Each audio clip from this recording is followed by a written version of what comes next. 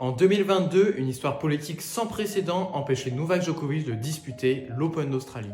Le Serbe est arrivé sur le territoire australien le 5 janvier avec une exemption médicale qui devait lui permettre de pouvoir s'entraîner et participer au tournoi, même si en théorie il fallait être vacciné d'après Craig Tiley, le directeur du tournoi. Djokovic ayant été contaminé par le Covid-19 quelques mois plus tôt, son exemption médicale était censée fonctionner. Cette exemption avait même été validée par les autorités locales et Tennis Australia, donc normalement pas de problème, sauf qu'au moment de passer l'immigration à l'aéroport, gros coup de froid, les agents de sécurité vont remettre en question la validité de cette exemption et Djokovic va se retrouver détenu dans un camp de détention pour migrants. C'est fou de se dire cela, mais le numéro 1 mondial se retrouve piégé avec des migrants à Melbourne.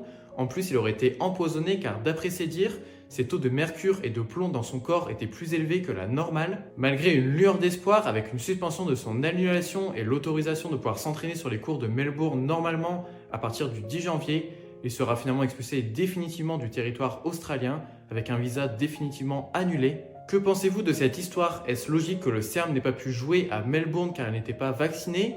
Ou est-ce pour vous une histoire politique sans queue ni tête? On vous laisse nous dire tout ça en commentaire.